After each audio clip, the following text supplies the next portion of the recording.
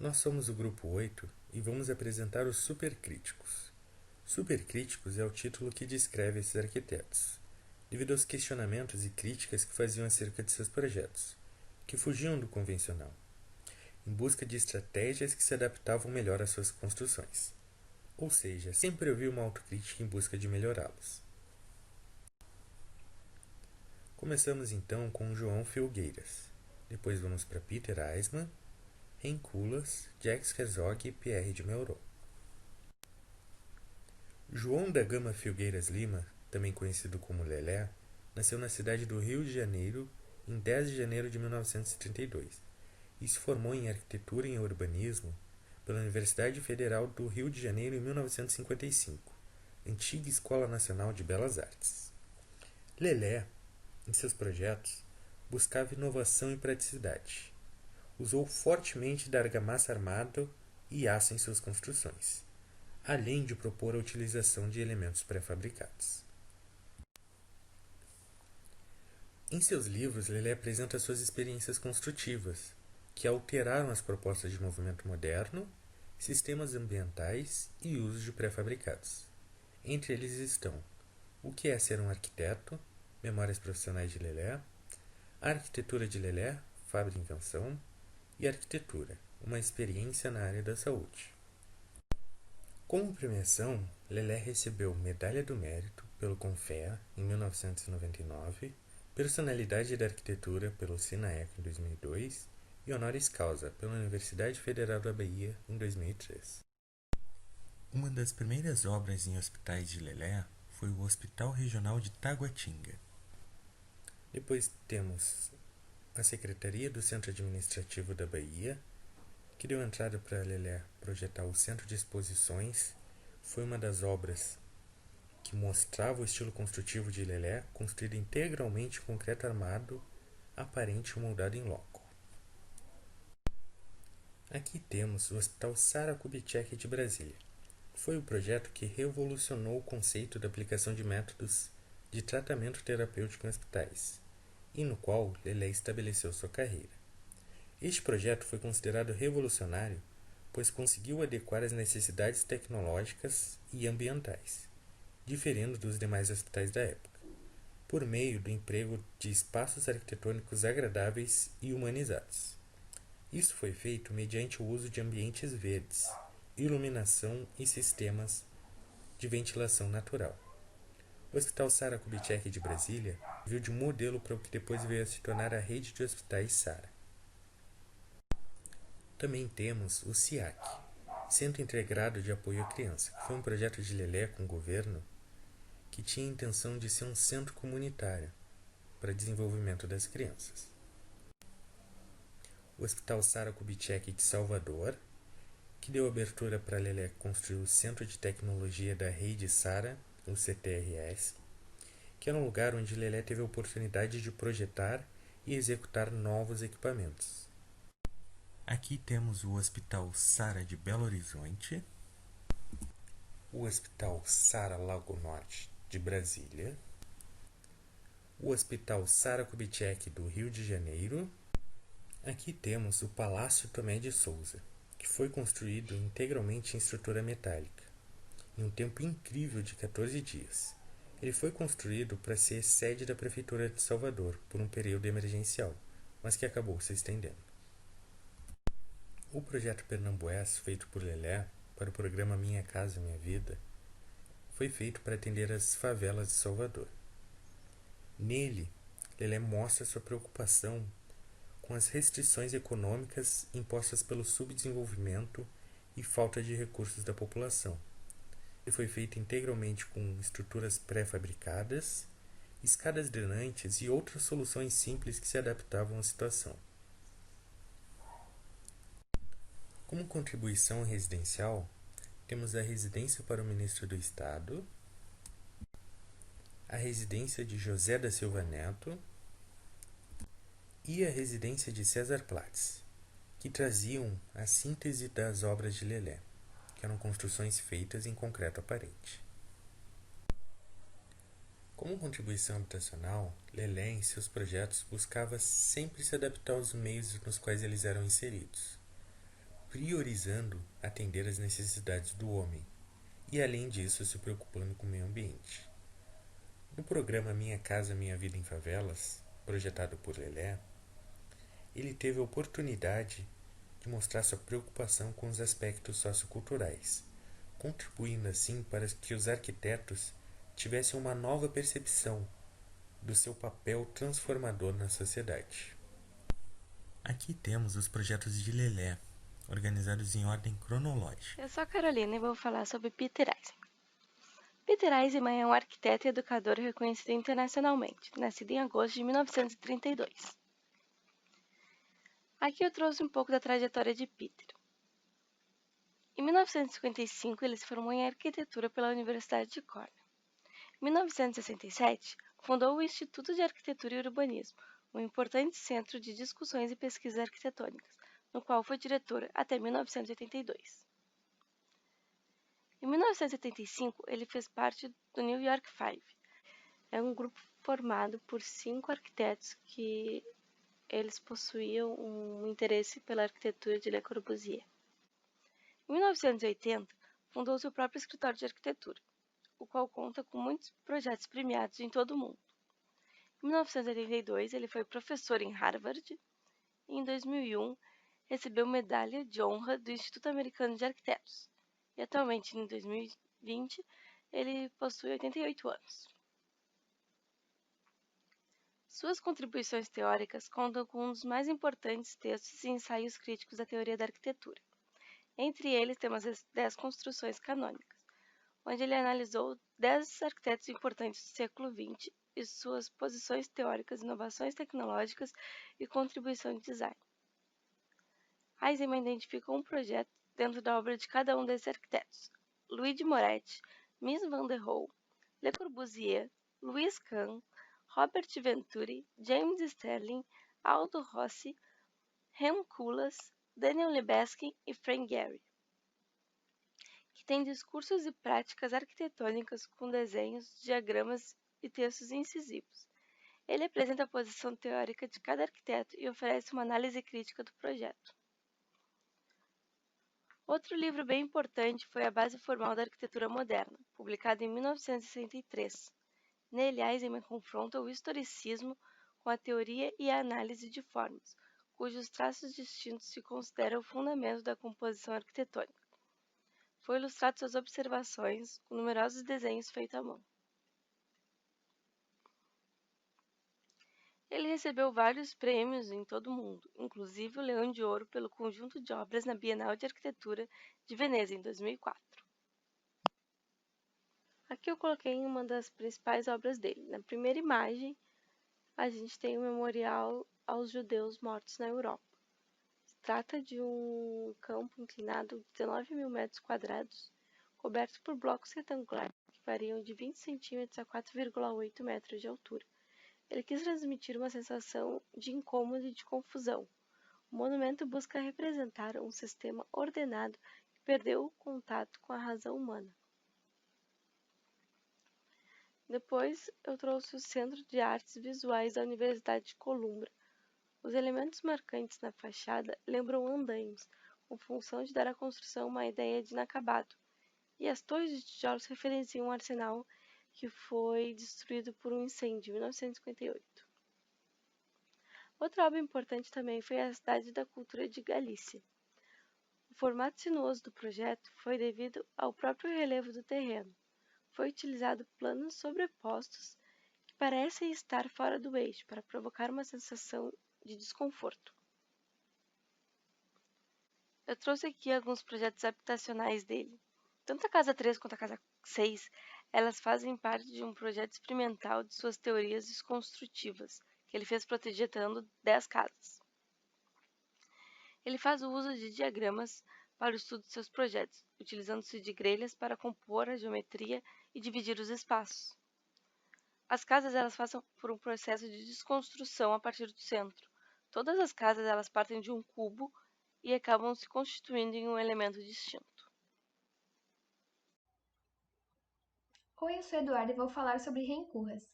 Ele nasceu dia 17 de novembro de 1944 e agora em 2020 tem 76 anos. em Roterdã, na Holanda. E quando era criança, teve o seu pai como sua inspiração para que futuramente ele viesse a virar um escritor. Ren é considerado professor, escritor, jornalista, filósofo e arquiteto. Ele também fundou o OMA, que é um escritório de arquitetura e urbanismo focado em projetos, e futuramente, depois de um tempo, ele criou o AMI, ele inverteu as letras e criou o AMI, que é uma linha mais voltada a pesquisas, mídias, tecnologias, moda, e um dos trabalhos do AMI, por exemplo, foi essa bandeira da União Europeia, que lembra um código de barras, em 2018, e também a atual exposição do De Futuri sobre as áreas não urbanas ao redor do globo, que está acontecendo agora em 2020 em Nova York. Suas contribuições teóricas são riquíssimas e um dos seus livros mais conhecidos são Delírios em Nova York, e é um livro que fala e que ele traz a experiência de quando ele estava fazendo uma pesquisa nos Estados Unidos. Outro livro que ele traz é o livro SMLXL. São obras do escritório do OMA, traz figuras, ideias, rascunhos, imagens, e ele dispõe as obras em ordem de tamanho e não em ordem cronológica de tempo, por isso esse título. As suas contribuições são de grande relevância, pois aborda de uma forma crítica o olhar da arquitetura como um todo, desconstruindo verdades. Ele atualmente é professor na Universidade de Harvard e tem uma citação dele que fala que a arquitetura é uma mistura paradoxal de poder e impotência. Sua trajetória lhe proporcionou diversas premiações, como por exemplo o Prêmio Pritzker em 2000, que é um dos prêmios mais renomeados da área de arquitetura. Trouxe também algumas das principais obras. A primeira delas é a sede da CCTV na China, em 2012, que é um dos mais icônicos projetos do OMA com a intenção de acabar com a tradicional competição do arranha-céus, que mostra que não é o mais alto que é o melhor, né? E simbolicamente, ele coloca no topo dessa estrutura toda a parte administrativa e a chefia desse empreendimento. A estrutura ela é toda feita em aço, composta por treliças e uma construção bastante complexa, né? Depois também trouxe a Casa da Música de Portugal, localizada em Portugal, que ele fez em 2005, que reinventa a tradicional caixa de sapatos, que é o formato usual da sala de concertos, através de uma estrutura diferenciada, utilizando vidros e concreto, mostrando assim força e suavidade para essa construção. Trouxe também a Embaixada dos Países Baixos na Alemanha, em 2004, que resolveu confundir o que é externo e o que é interno através da transparência e riqueza nas volumetrias. Ele também surpreende ao enquadrar a famosa torre que está localizada na Alemanha em um local do prédio. Trouxe também algumas contribuições habitacionais, como por exemplo a mansão na França. Ela é a redefinição do termo uma casa é uma máquina de viver. Esse projeto foi elaborado por um casal no qual o homem tinha acabado de sofrer um acidente e estava numa cadeira de rodas. Então ele planejou um elevador que perpassa por os 3 pavimentos da casa, trazendo movimento à vida dessa pessoa que era cadeirante, né? Trazendo movimento e trazendo a complicação que o cliente tinha exigido na casa dele. Ele queria uma casa complexa, uma casa que tivesse vida, né? Também trouxe a obra do Interlace, em Singapura, no ano de 2013, que é um complexo de prédios residenciais com uma abordagem radicalmente diferente, uma ruptura de padrões. São blocos intertravados de forma a formar uma vila vertical, com jardins e cascatas, com terraços privados e públicos. Aqui mais algumas obras residenciais, como a Vila d'Ávila, na França, e também Nexus, no Japão.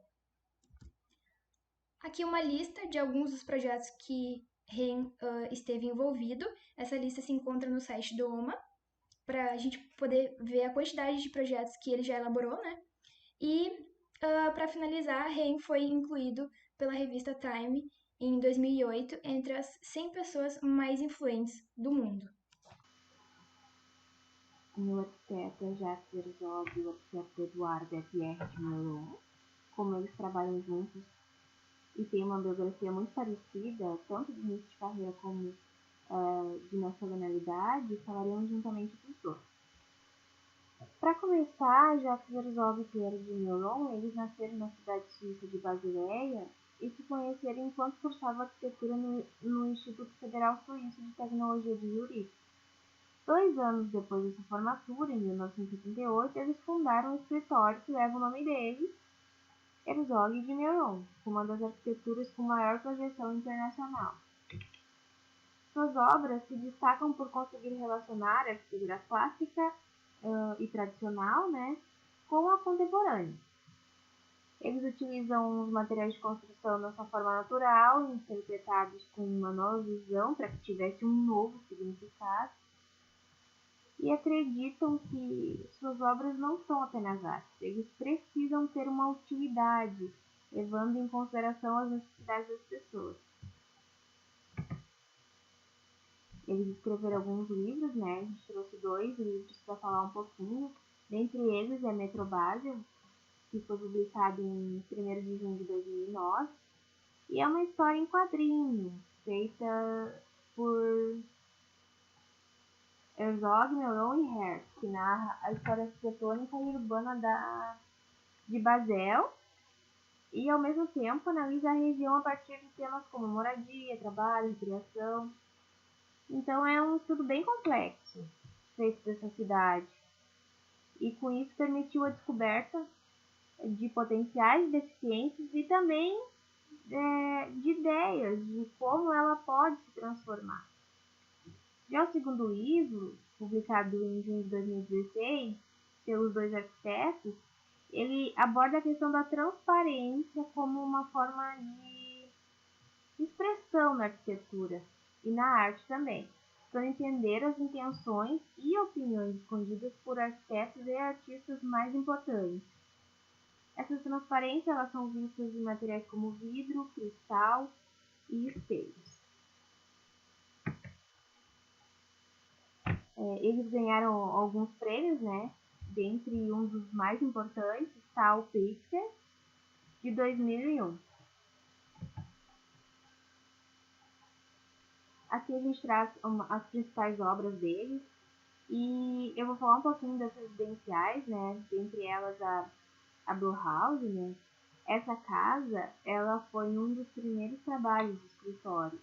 Ela foi encomendada por um colecionador de arte do início dos anos 80, em Oberon, na Suíça. E essa aparência meio lúdica, com essa cor azul, ela é utilizada de forma estratégica para que gere uma resposta emocional do espectador por meio da memória.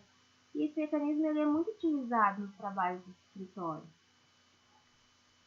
A Stone House, ela foi construída em Tavoli, na Itália, né, em 1988. E essa casa ela se camufla no meio da paisagem natural, né? E isso promove uma vista panorâmica das janelas da casa. E os revestimentos eles são de pedra e suas aberturas são de chapa de aço, reiterando as características do escritório de trabalhar com materiais de construção. Uma outra obra residencial importante é a Rudin House. Ela foi construída em 1997 no Lemen, na França. A Rudin House ela apresenta esse telhado com 2 águas, uma chaminé bem alta e essas janelas grandes, fazendo referência a um desenho infantil, né, ao arquétipo da casa, algo que é bem comum nas casas residenciais do Herzog de Meuron. Ela também apresenta o telhado e as paredes com essa aparência de concreto, o que torna a casa um objeto só, um objeto único, um volume único. Outra característica importante é o fato desse concreto dar uma aparência de peso para a casa e ao mesmo tempo a casa está suspensa sobre esses jardins, transformando, né, essa casa numa verdadeira obra de arte. Falando um pouco das contribuições habitacionais, uma contribuição que é bem importante do Herzog de Meuron é que eles têm essa preocupação com o ambiente onde essas casas estão inseridas, né? Tanto só um minutinho. Tanto na Stone House e na Rudin House, ele tem essa preocupação com o ambiente. Na Stone House, através de pedras e de camuflagem, dessa casa camuflada, e na Rudin House, conversando com esses jardins através dessa estrutura suspensa, né? Outra característica que eles têm dessas contribuições habitacionais é que eles buscam no arquétipo da casa, né? Eles sempre buscam inspiração nesse arquétipo, tanto na Blue House, com janelas circulares e esse telhado em duas águas novamente, e na Rudin House, como eu falei anteriormente. E por último, e não menos importante, acredito que é uma das grandes características, é essa complementação da geometria com o seu material em forma natural. Eles têm uma frase, o Jacques Herzog diz que qualquer que seja o material que usamos para fazer um edifício, estamos fundamentalmente interessados em um encontro específico entre aquele e o edifício. O material está ali para definir o edifício, mas o edifício está em igual medida destinado a fazer visível o material. Ou seja, essa preocupação com esse material em conjunto com essa geometria torna as obras deles muito características e muito representativas, né? Agora falando um pouco das principais obras, as grandes obras deles, temos ali na primeira o Tate Modern, né, que é de 2000 e foi construído em Londres, na Inglaterra, e é um museu de arte moderna, né, e a visão dos arquitetos foi estabelecer um novo modelo para esses museus de arte moderna e contemporânea, e que integra exposição, aprendizagem e principalmente função social, né. O Tate Modern causou um impacto muito grande urbano em Londres, sabe? Tanto pelo design quanto pela mudança na vida artística, cultural e social da cidade. Aí o segundo a gente tem o Estádio Nacional de Pequim, que foi construído em 2008 e foi sede da abertura e do encerramento das Olimpíadas. E esse museu tem outra característica peculiar deles, que é a funcionalidade, né, das obras. Esse museu ele remete ao ninho de pássaro por causa desses metais emaranhados que existem na sua volta. E essa função não é somente artística, esses metais eles exercem um grande papel na estrutura desse estádio, né. Outra, por último e não menos importante, acredito que é uma das obras mais características que remetem a eles, que é a Filarmônica de Hamburgo, que foi construída em 2016 na Alemanha, e é localizada na cidade de Hamburgo, né, que é uma cidade portuária, então a arquitetura desse prédio remete a isso, né, lembra um barco. E essa obra partiu da revitalização de um armazém que foi construído entre 63 e 1966. E apesar do nome da obra ser uma filarmônica, a obra não é relacionada à música, ela se tornou um centro de vida social e cultural da cidade, que apresenta bares, restaurantes, academias e enfim. Esse trabalho contribuiu bastante para mim como engenheiro, porque pesquisando sobre a vida de Lelé, eu vi o quanto ele se importava com a funcionalidade de suas obras, e principalmente em atender as necessidades do homem. E é uma das coisas que eu mais gosto assim, na engenharia, de algo ser funcional ao mesmo tempo que é bonito. E acredito que também com os outros arquitetos também do nosso grupo tinha bastante disso, de não somente ver a estética, que era uma visão que eu tinha dos arquitetos, mas também unir a estética com a funcionalidade. E é uma das coisas que eu achei bem legal, assim, pesquisando sobre Lelé, e acrescentou na minha trajetória. Esse trabalho ele foi muito importante para mim porque ele mudou a forma como eu via a arquitetura. A forma como esse arquiteto ele elabora os seus projetos, de querer causar uma experiência para o usuário, eu achei isso muito interessante. diversos projetos ele tentou causar um desconforto para o usuário. Outra coisa também que eu achei bem legal é a forma como ele elabora as suas casas, porque ele foge desse padrão de casa convencional que a gente está acostumado. Ele tenta proporcionar para que o usuário ele se sinta morando numa obra de arte. E isso é bem diferente do que a gente está acostumado, que eu conhecia pelo menos da arquitetura. Através da realização desse trabalho, pude aprender diversos aspectos que não tinha pensado sobre a arquitetura.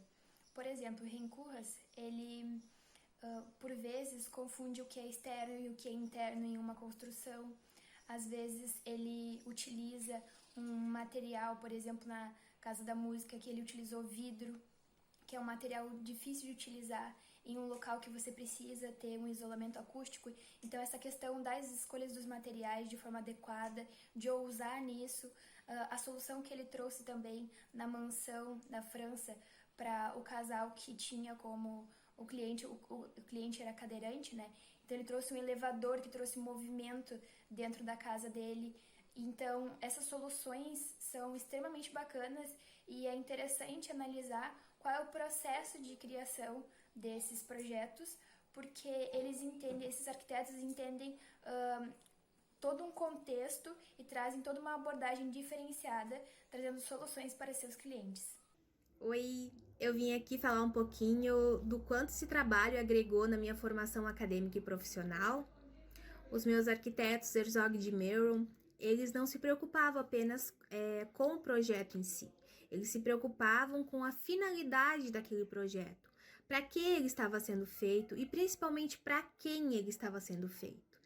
E para nós, como futuros engenheiros, isso é muito importante, nos preocuparmos com as necessidades dos nossos clientes acima de tudo. E não é apenas fazer um projeto bonito, tem que fazer um projeto que se torne viável e que cumpra essas necessidades que os nossos clientes nos pediram.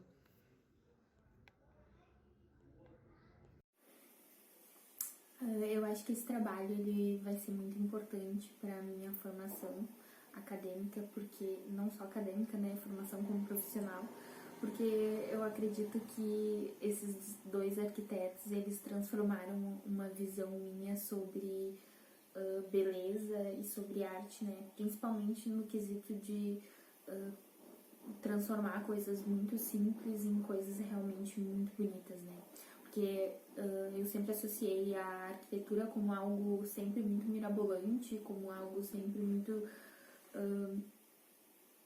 cheio de detalhes e riqueza, enfim, e a gente vê no Herzog de Meuron eles se utilizando de concreto, que é um material muito simples, e fazendo isso se tornar algo realmente muito bonito, e enfim, tantos outros materiais.